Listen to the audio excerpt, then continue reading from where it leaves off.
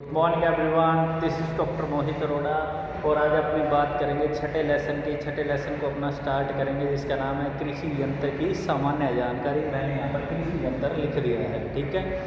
तो छठे लेसन की अपनी बात करते हैं। फर्स्ट ऑफ ऑल तो हमें पता होना चाहिए कि कृषि यंत्रीकरण होता क्या है, कृषि यंत्रीकरण की परिभाषा क्या है, ठीक है। तो कृषि यंत्रीकरण क्या होता है?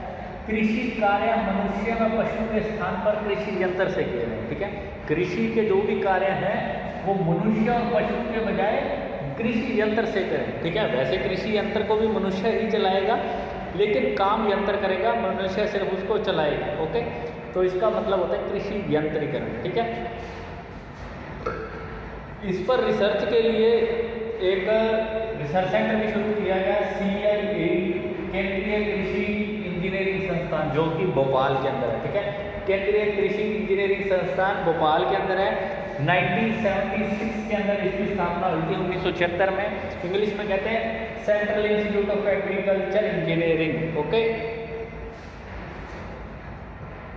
नेक्स्ट है अपना कृषि में यंत्रीकरण। कृषि में यंत्रीकरण कैसे होता है? देखो, 3 तरह के किसान हैं, छोटे, मध्यम और बड़े। जो छोटे किसान हैं, छोटे किसान कौन से होते हैं? जिनके पास सीमांत और लघु किसान को छोटे किसान कहते हैं, जिनके पास 1 से 2 हेक्टेयर से कम की जमीन है। 2 हेक्टेयर का मतलब है 8 बीघे से जिनके पास कम की जमीन है, वो जनरली क्या बैलों से ही खेती करते हैं। मध्य जो किसान है वो ट्रैक्टर या यंत्र से खेती करते हैं। ट्रैक्टर व उनसे उनके द्वारा जो भी यंत्र लगते हैं, हल लगते हैं, उससे खेती करते हैं। जो बड़े किसान होते हैं, बड़े किसान कौन से होते हैं? जिनके पास 10 हेक्टेयर से ज़्यादा ज़मीन है, मतलब 40 बीघे से ज़्यादा ज़मीन है, वो भी ट्रैक्टर और कंबाइन वगैरह से, बड़े यंत्रों से खेती करते हैं। 3 तरह के किसान हमारे खेत में हैं, ठीक है। तो कृषि यंत्रीकरण के अब आगे आ जाते हैं लाभ। कृषि यंत्रीकरण के लाभ क्या क्या हैं? पहला लाभ है कृषि क्षमता में वृद्धि, ठीक है। कृषि की क्षमता में वृद्धि होती है। अगर आपके पास यंत्र है तो आप जल्दी काम कर लोगे और जल्दी प्रोडक्शन अभी आप अच्छा खासा कर लोगे और आप हर काम, बिजाई का काम भी टाइम पे कर लोगे। तो कृषि की जो क्षमता है वो वृद्धि होगी, आपका उत्पादन भी बढ़ जाएगा। दूसरा है समय की बचत। समय की बचत होती है स्टूडेंट, अगर आप बैल से, हाथ से खेती कर रहे हो तो आपको टाइम लग जाएगा, लेकिन अगर आप ट्रैक्टर से कर रहे हो, उसके पीछे आपने लगा रखा है जो आप सीड ड्रिल जिसको बोलते हैं, तो आप फटाफट उसकी बुआई कर दोगे, ठीक है। तीसरा आपका कम श्रम की आवश्यकता। देखो, अगर आपके पास ट्रैक्टर है, यंत्र है, तो मजदूरों की आपको बहुत कम ज़रूरत पड़ेगी, ठीक है। हाथ से अगर आप गेहूँ निकालोगे तो आपको ज़्यादा टाइम लगेगा, लेकिन अगर आपके पास कंबाइन है तो आप फटाफट काम कर सकते हो। तो कम श्रम की आवश्यकता है, ठीक है। फोर्थ है आपका उत्पादन लागत में कमी। लागत में आपकी कमी आ जाएगी। कैसे? देखो, मजदूरों को जो आप पैसा देते हो, हमारे दिहाड़िए महंगे हैं तो उन पर आपको ज़्यादा पैसा देना पड़ता है, लेकिन आप मशीनों से काम करते हो तो आपको पैसा कम लगेगा और आपकी लागत क्या है? लागत कम हो जाएगी आपकी, ठीक है। नेक्स्ट आ जाता है आपका भूमि सुधार, ठीक है। भूमि सुधार की अपनी बात करेंगे। देखो, भूमि सुधार कैसे होगा? जब आप कृषि यंत्रों से काम करोगे, मान लो आपके खरपतवार ज़्यादा हैं, तो हाथ से आप कितने खरपतवार उखाड़ लोगे? कितने खरपतवार आप हाथ से उखाड़ोगे? लेकिन आप ट्रैक्टर के पीछे मोर लगा लो और पूरी उससे ट्रैक्टर से निराई गुड़ाई करो तो आप जल्दी ही खरपतवार निकाल लोगे। इस तरह से लवणीय भूमि है, अगर ऊपर लवण आ गया तो उनको आप खेत से बाहर निकाल सकते हो कराह चला के, तो भूमि का सुधार आप कर सकते हो। नेक्स्ट है आपका अनावश्यक व्यय की बचत। अनावश्यक व्यय की कैसे बचत होती है? मान लो आपके पास पशु है, पशु कभी बीमार हो जाता है, उसका खर्चा आएगा, ठीक है। पशु को खाने खिलाने का भी खर्चा है और भी बहुत सारे पशु को मेंटेनेंस करना पड़ेगा, सारा कुछ आपको पशु पर टाइम भी लगाना पड़ेगा, तो उस पर खर्च आ जाता है। अगर कोई पशु को रख रखाव करेगा वो भी पर्सन पैसे लेगा। ट्रैक्टर में क्या है? अगर आपके पास मशीन है, ट्रैक्टर है, तो आपको बस पेट्रोल, उसके अंदर ईंधन डालने, पेट्रोल, डीजल, डीजल डालने की ज़रूरत है। कोई भी यंत्र आपको चलाना है, जैसे स्प्रे वाला यंत्र है तो उसमें पेट्रोल डालने की ज़रूरत है, ट्रैक्टर है तो डीजल डालने की ज़रूरत है। तो उसके अलावा आपका कोई व्यय नहीं होता। तो अनावश्यक जो व्यय है, जो खर्चा है, वो आपकी बचत होती है। नेक्स्ट आ जाता है आपके जोखिम में कमी। जोखिम का मतलब रिस्क में कमी है, ठीक है। मान लो अगर आप पशु रखते हो, पशु को बीमारी हो जाए, वो मर जाए, तो फिर आपका तो नुकसान हो गया। जितने हज़ार का पशु है, जो 25-30 हज़ार जो भी जितना भी है। लेकिन अगर आपका ट्रैक्टर है, अब ट्रैक्टर तो मर जाएगा नहीं, ट्रैक्टर ख़राब हो सकता है, ख़राब होने के बाद वापस रिपेयर हो जाएगा, क्या दिक्कत है? वापस उसकी सर्विस होगी, वापस रिपेयर हो जाएगा, ठीक है। तो रिस्क में भी आपकी कमी आती है, ठीक है।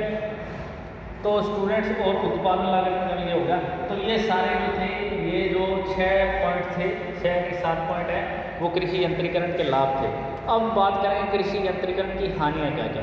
देखो, हर चीज़ के लाभ भी होते हैं और हानियाँ भी होती हैं, तो हमें लाभ को भी देखना पड़ता है, हानियों को भी देखना पड़ता है, दोनों को कंसीडर करना पड़ता है। ठीक है, कृषि यंत्रीकरण क्या है वो अपने पढ़ लिया, उसके लाभ पढ़ लिया, अब अपने इसकी हानियों को पढ़ेंगे। ठीक है, हानियाँ क्या है कृषि यंत्रीकरण से? हानियाँ, पहला है उच्च प्रारंभिक लागत। देखो, प्रारंभिक लागत जो है वो उच्च आए, ज़्यादा आएगी। ठीक है, ट्रैक्टर आप जो खरीदोगे, पशु है आप 20, 30, 40 हज़ार में खरीद लोगे, लेकिन ट्रैक्टर इतने में नहीं आएगा, ट्रैक्टर लाखों में पैसे लगेंगे आपके। ठीक है, 5 लाख 7 लाख जो भी है वो लगेगा, तो आपकी इनिशियल जो कॉस्ट है वो आपकी ज़्यादा हो जाएगी। ठीक है, अगर आप उतना खरीदने में कैपेबल नहीं है, फिर आप पशु लेना पड़ेगा आपको। ठीक है, तो जो इसकी स्टार्टिंग कॉस्ट है, प्रारंभिक लागत है, वो ज़्यादा आती है ये यंत्रीकरण में।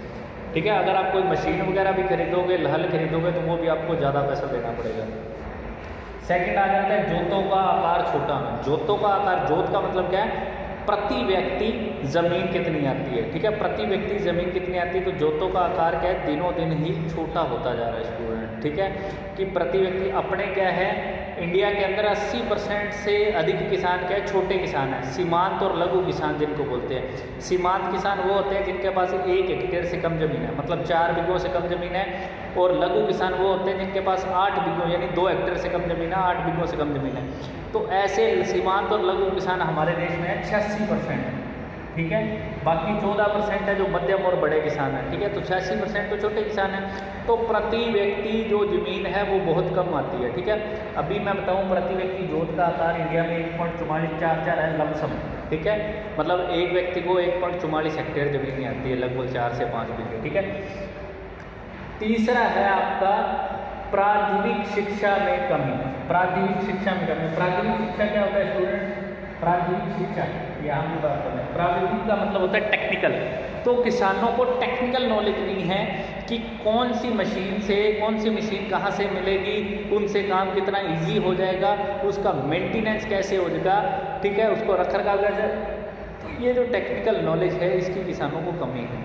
ठीक है, अगर किसान मशीनों की जानकारी रखें, आप अगर और यूट्यूब पर देखोगे तो बहुत सारी मशीनें हैं जो जल्दी जल्दी काम कर सकती हैं, लेकिन हमारे किसानों को उसकी नॉलेज ही नहीं है, तो टेक्निकल नॉलेज में कमी है। लास्ट अपना आ जाता है अन्य हानियाँ। कुछ अन्य हानियाँ हैं, मान लो आप पशुपालन बंद करके कृषि यंत्र रखने लग जाओ, तो गोबर की खाद की कमी आ जाएगी हमारे पास। ठीक है, अगर सभी व्यक्ति पशु रखना बंद कर देंगे तो गोबर की खाद, पशु ही गोबर देगा, और गोबर से ही गोबर की खाद बनती है, तो हमारे देश में गोबर की खाद की कमी आ जाएगी। आपके पास गोबर की खाद की कमी आ जाएगी अगर आप पशुपालन नहीं करते हो, यंत्रीकरण करते हो। और चमड़े की भी कमी आ जाएगी। ठीक है, जो चमड़ा उद्योग वो चमड़ा उद्योग के पास जो चमड़ा जाता है, जो चमड़े की चीज़ें बनती है, वो पशुओं का खाल से ही बनती है, चमड़ा निकलता है। अगर पशु नहीं है तो चमड़ा नहीं है, तो चमड़ा उद्योग को भी उससे नुकसान हो सकता है। तो ये 4 हानियाँ हैं। ठीक है, फ़ायदे ज़्यादा हैं, हानियाँ कम हैं। ठीक है, वो पर्सन के हिसाब पर डिपेंड करता है कि उसको ज़्यादा हानि हो रही है या लाभ हो रहा है। ठीक है, अगर पर किसी किसान के पास ज़्यादा पैसे नहीं, तो उसे तो हानि है कि वो ज़्यादा खरीद नहीं पाएगा पैसे देकर। ठीक है, तो ये आपका हमने कृषि यंत्र क्या है, उसके लाभ, उसके हानियों के बारे में अपने आज डिस्कस किया है। ठीक है, इसका आगे वाला जो वर्गीकरण है वो अपने कल डिस्कस करेंगे। ठीक है, आज के लिए इतना काफ़ी है, आप इतना अच्छे से पढ़ लेना। ठीक है, थ्योरी वगैरह किताब के अंदर भी है, बाकी मैंने अच्छे से बता दिया। कोई प्रॉब्लम हो तो आप बता सकते हो। Okay, thank you everyone, stay home, stay safe.